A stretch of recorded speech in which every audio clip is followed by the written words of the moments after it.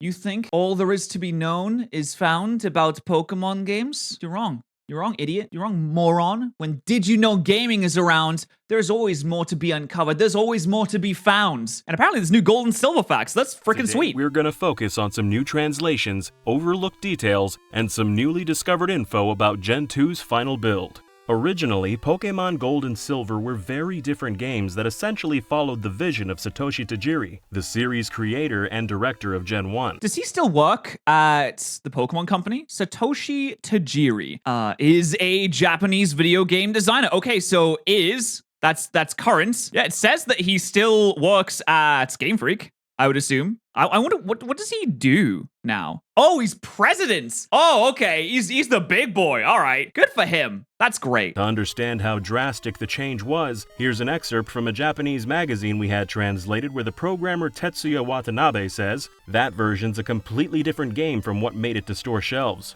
Everything got remade after that." No wonder they had such a hard time finishing everything and fitting it on the cart. Oh, wow. This does look different. Having to remake the entire game, it actually makes me wonder, what does the original game look like? Would it have been good if they'd seen it through to its conclusion? Or did they remake it because, well, it's bad? Most people, when they're making games, they cut things or they remake things from the ground up because what they were making wasn't very good, either unfeasible, could not be completed, or just wasn't very fun to begin with. But I'm curious. The first world map was very grand in scale and based on the entirety of Japan. However, this meant we couldn't spare much cartridge space for each individual town, nor put much distance between them, so it all felt much more compact than the Kanto games. Oh yeah, there's a tiny roots. I listen, the Kanto games have tiny roots in general, but this is essentially no roots. Development was a bit of a struggle, and things weren't going too well. Game Freak also felt tremendous pressure to up their game after Gen 1 unexpectedly became the best-selling games of all time. They didn't want to disappoint their millions that happened immediately of fans, so Tajiri stepped aside and let Junichi Masuda take his place and recreate Gold and Silver according to his own vision. The original Tajiri build of Gold and Silver is best known for appearing in Space World 1997 demos. I remember when Space World originally came out and all of these sprites were leaked. It was mind-blowing. I made an entire video on this, but some of these sprites are insane. Like, there was an evolution to Tangela called Jiranra or something like that. I actually think that the Jiranra sprite here, you can barely see it, is better than Tangrowth. I kind of prefer its design. It feels a little bit more hidden. It feels a little bit more cool and mysterious. It had a unique Johto dex that ended up getting almost entirely scrapped, and all of Japan squeezed inside. They do look like, I mean, this is a stupid thing to say, they do look like Pokemon that could have feasibly have been in the game, right? There's a lot of cool stuff in here that I'd love to see expanded on. Like, there's a little ghost that is, like, 193 is a little ghost, and it looks freaking sweet. Tango, this double team of ghosts. It's awesome. You can also see all the shiny forms, which means they got really far into it. They made all the shiny forms too. In another Japanese magazine, Masuda explains his complete transformation of Gen 2, saying, "I took over direction of Gold and Silver from Tajiri, then went to Kyoto to create my vision for the Johto region. I remember staying at a hotel, visiting temples to gather information, then going back to the hotel and calling everyone. And he was communing with the gods. For example, when I went to the pagoda at Toji Temple, the East Temple, so beautiful. I heard that a long time ago there used to be a West Temple as well. I thought, I want to use that, so I added the burned tower. Wait, there's two temples? Once I got back home to Tokyo, I had a good idea of what Johto would look like. In the Tajiri version, places had names like Mount Fuji, Silent Hill, and Old City. Silent Hill? Yeah, if you go to the Silent Hill area, it just changes into the Silent Hill game. You just get assaulted by ghosts and ghoulies and immediately slaughtered. Probably placeholders, but regardless. In Masuda's version, they went back to naming places after colors, like what they did in Gen 1. Golden. Silent Hill was New Bark Town. Imagine growing up in a town called Silent Hill. That's just the kind of place that you're born in if you're gonna be a serial killer. Ekritique City and Mahogany Town, for example. In one of these magazines, they say they intentionally chose unusual and old-fashioned words for colors, so when fans got older, eventually they'd come across those colors as adults and think, huh, that's the name of that Pokemon town.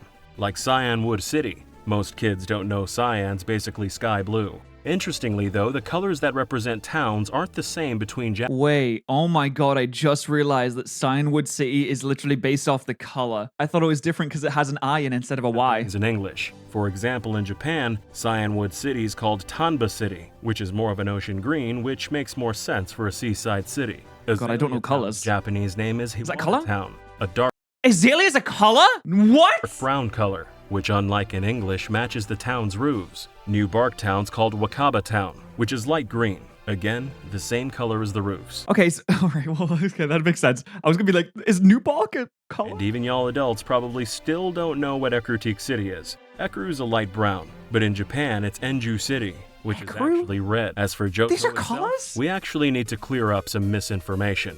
In 64 Dream magazine, the interviewer asks what Johto means, and Masuda says, Jo can mean castle, so it's like the capital of castles. You may have read on places like Bulbapedia, It's a real Johto place, too. means castle palace or lattice-shaped palace. It ain't Bulbapedia's fault, though.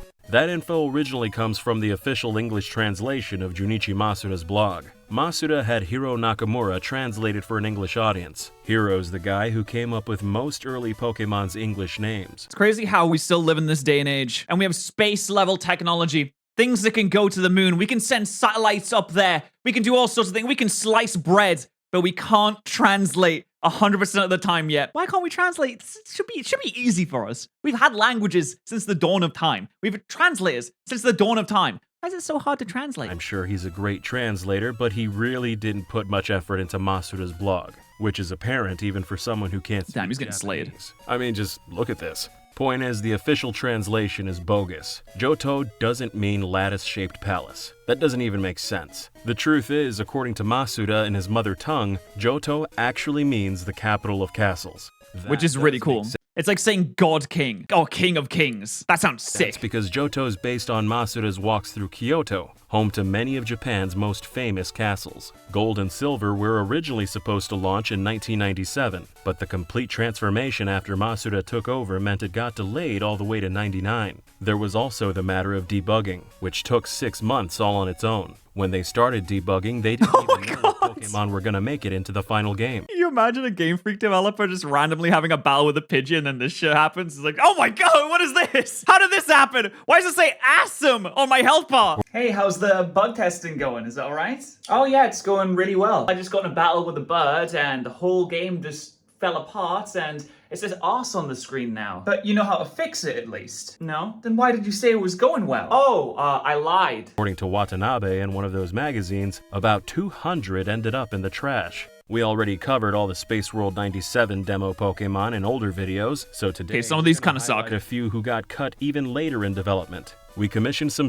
Sugimori-style watercolor from Aw. Racy Beep as per usual. That is so sick. Who is the artist? Are they linked in the description? Rachel Briggs. That's so good. They imitated the style very well. That Space World art a few years back. But before we get to all that, a word from this episode's sponsor, Factor. Yes! Factor delivers fresh, never frozen meals straight to your doorstep. In just 2 that's so minutes, Factor meals are freaking ready sweet. to eat and enjoy, so you can Yeah? say goodbye to Oh, all look the at that. grocery store trips, prepping, and cleanup. Factor's That's so much expert time to chefs save. have crafted a weekly rotation of 34 flavor-packed options for you to choose from, like the Look at them. Steakhouse Filet and Autumn Medley, shredded chicken taco bowl, and Delicious. garlic rosemary pork chop. And there's plenty of look at the butter on that. dietitian-approved choices with around or less than 550 calories per serving. Personally, for us, this has 550? definitely helped keep the pounds off while working from home, and stopped us from reaching for our phones to order fast food late at night. So Factor empowers you to stick to routines, pursue wellness goals, and maintain a clean eating regimen. And God, you I love can rest easy consuming. knowing that Factor offset 100% of their delivery emissions, used I've never slept better. 100% renewable electricity for their production 100? sites and offices, and even feature sustainably sourced seafood in all their meals.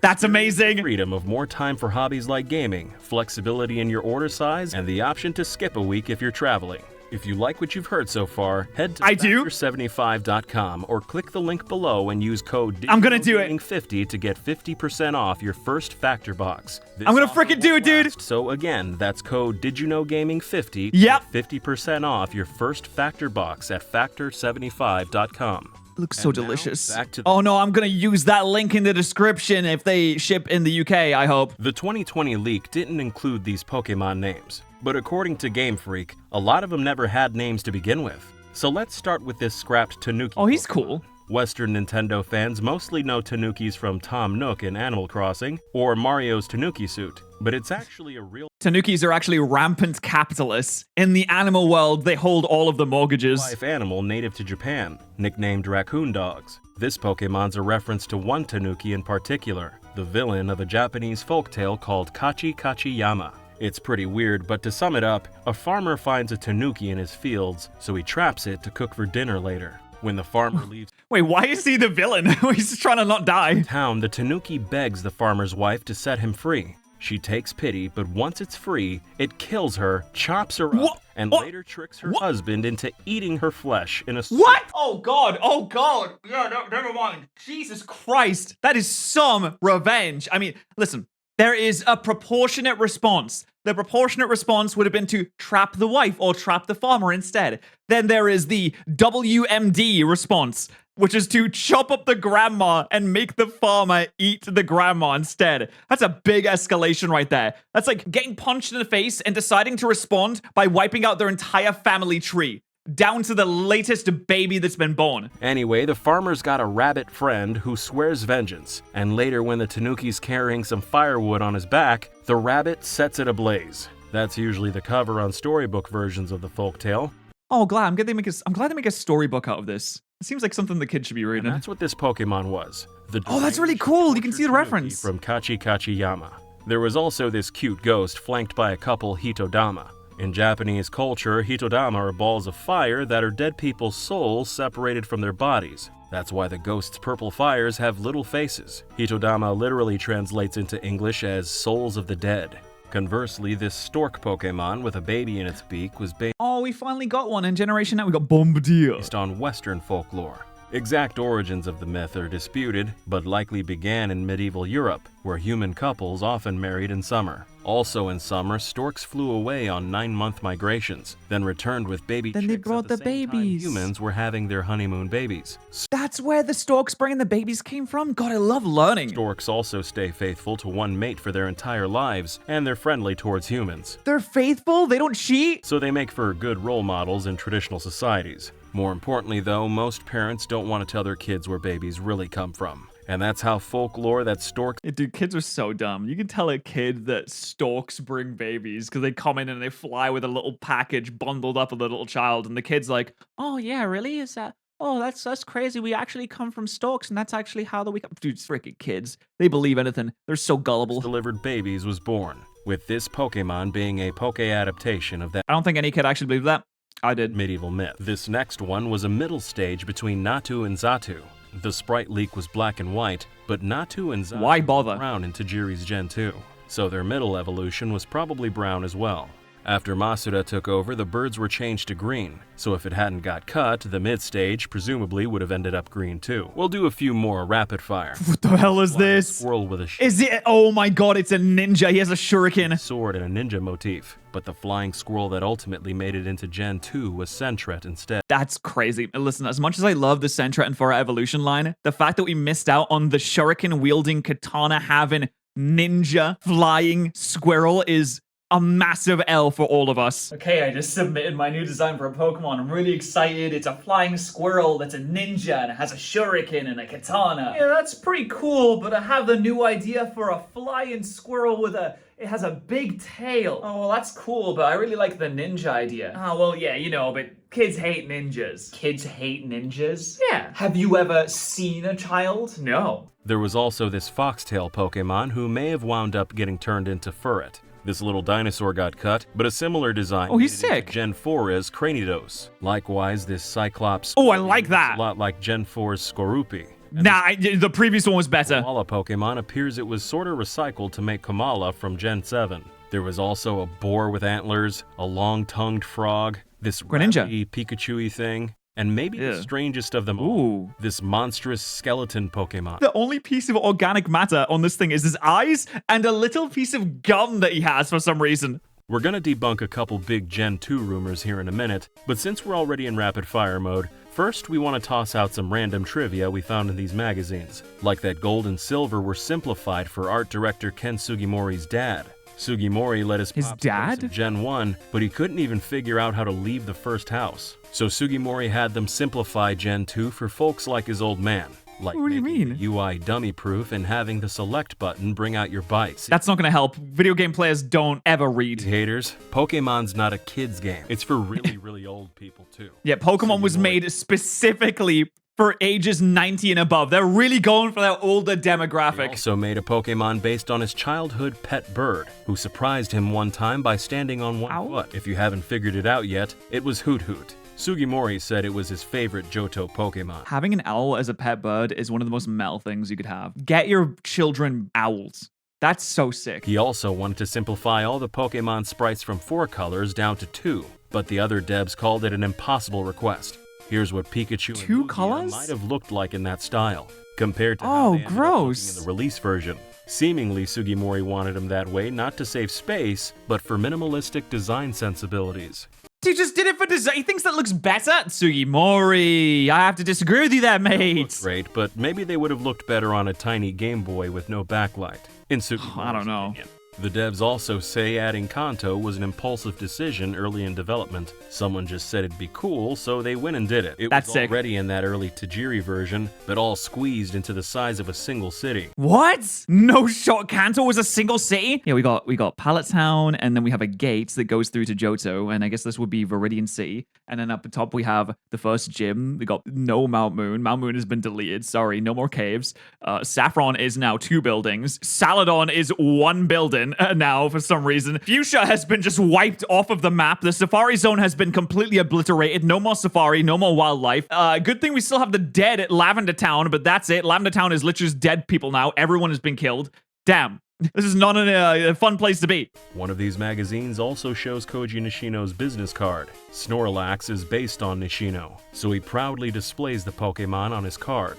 Actually, That's awesome. all the devs have Pokemon on their cards. They've changed over the years, but at one point Tajiri had Ho-Oh, Sugimori had Venusaur, and Masuda had Psyduck, though he later changed it to Pikachu and Pichu. Bro, imagine having Venonat as your business card. Everyone else gets the cool ones and you get frickin' Venonat. I'd be so pissed. Okay, now we're gonna debunk a couple long-running popular rumors about Gen 2, starting Here we with the go. oft-repeated claim that Gold and Silver were originally planned to be the last Pokemon games ever made. Here's a 2010 Well, they probably, I'm going to assume that they just thought, oh, well, it'll probably drop off in interest and then we can just move on to other stuff as people don't really want more Pokemon because we already made, 3 games so far. We made Blue, we made Yellow, and we made Gold and Silver, and they'll probably won't care after that, right? Structoid article titled Pokemon Gold and Silver were meant to be the series finale. In 2019, The Gamer said, Gold and Silver were once planned to be the final games in the series. The same thing from Screen Rant in 2022. Not just gaming outlets, a lot of fans believe it too.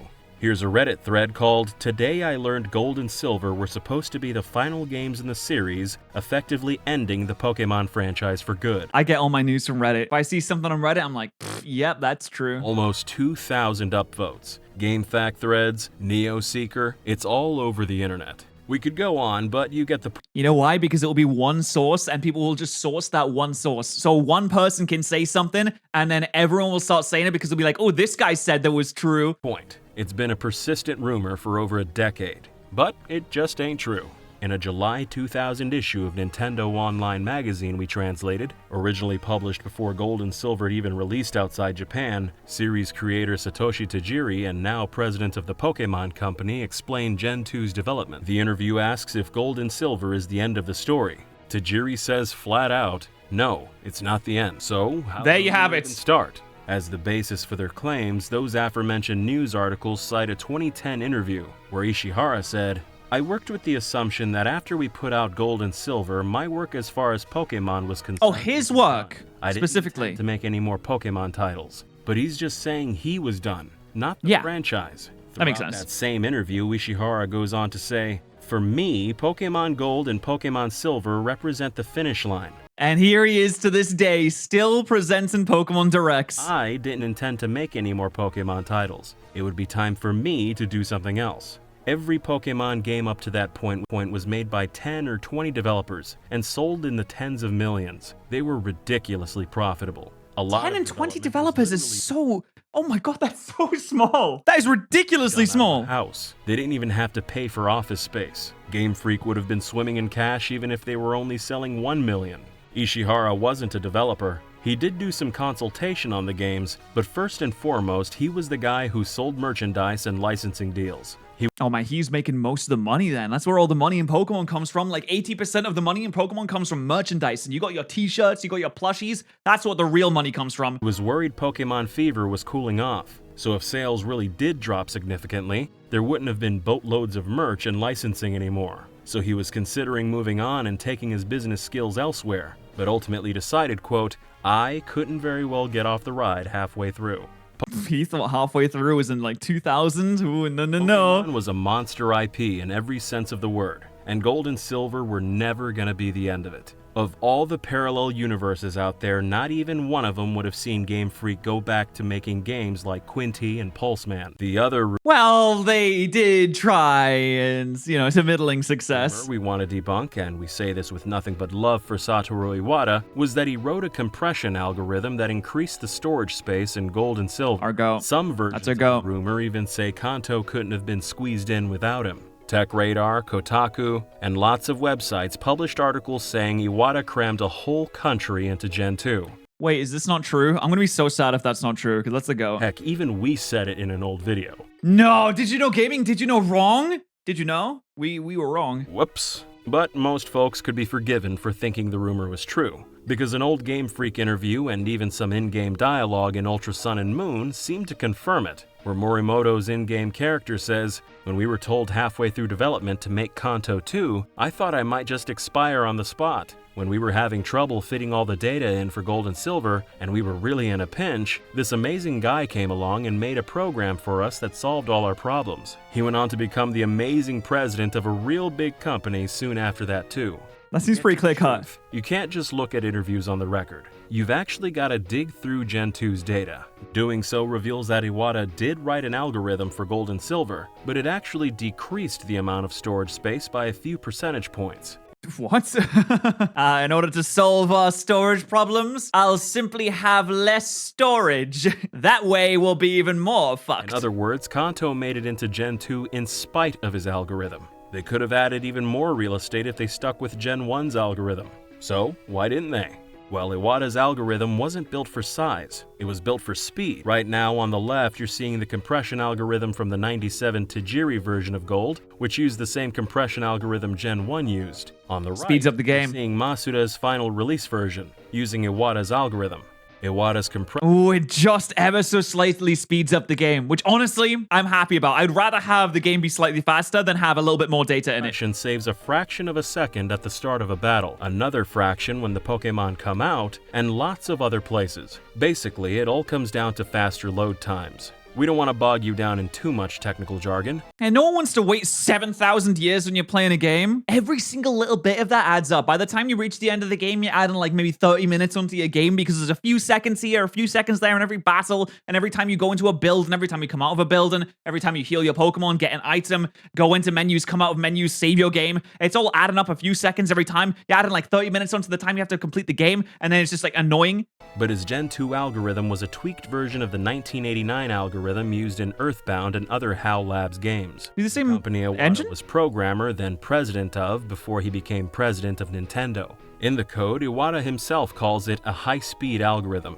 The real reason Game Super Freak was able to speed! squeeze in Kanto was because they upgraded to 1 megabyte Game Boy cartridges. God, I love the old cartridges. I really wish they would do cool cartridges like this again. When they really, really put the effort in. They had the gold cartridges. It was a little sparkly. They're all unique. They're all special. It all felt special. Now they all kind of look the same with a little stupid sticker on, and they taste like dog shit. You can't even eat them anymore. You can't even eat the cartridges anymore. I mean, what's the point? Is for Gen 2, while the earlier games only had half a megabyte. In other words, they doubled the cartridge size. A big thanks to Lord Danimal and Team Space World founder San Kui for showing us this code. We wouldn't have even thought. Damn, he was working on this for a long time. This dude was working on this one algorithm for 9 years. Respect to the goat. Digging without him. They showed us about 5 years ago, but it felt inappropriate to share so soon after Iwata's tragic passing.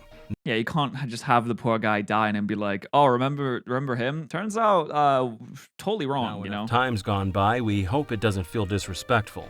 He may not have given us a whole extra region in Gen 2, but he did save us from annoyingly long load times, so you know what, even better. I would rather have a faster game than just more game. I want to have a nice, tight, fast experience. That's what I'm all about. that Iwata-san, We thank you. At the end of one of those Japanese magazine interviews, they asked Game Freak that now Gold and Silver's finished if they felt like they'd completed the games they wanted to make. They all said in No. unison, not even close. Damn, Junichi Masuda's jawline was kind of strong back then. Damn. Masuda continued, saying, "To us, they don't feel fully complete. They'd pushed the Game Boy Color to its limits, but there's still so much more they wanted to do." In another translated interview, Tajiri said, "I'm thinking the best Pokemon game will be released sooner rather than later, but whether In 2000. Was he right, chat? Was he right? He said that in or 2000. not it'll be the best Pokemon game is something I can't achieve on my own. From here on out, kids who grew up playing may grow up to be game developers, right? And if those kids have the same vision as us, then I definitely think it's possible to expand the world of Pokemon by working together with them." Oh man, that's so cool to think about. He was really thinking for the future. That was really forward thinking. He was thinking, we're going to have this series going for so long that kids are going to grow up with our games and they're going to become developers and then they're going to come and work for us and they're going to help us make better games. I love the forward thinkingness of that. That was cool. Tajiri's prediction came true. The day Gold and Silver released in Japan, a young man was in line at the store at 7 a.m. waiting to buy them.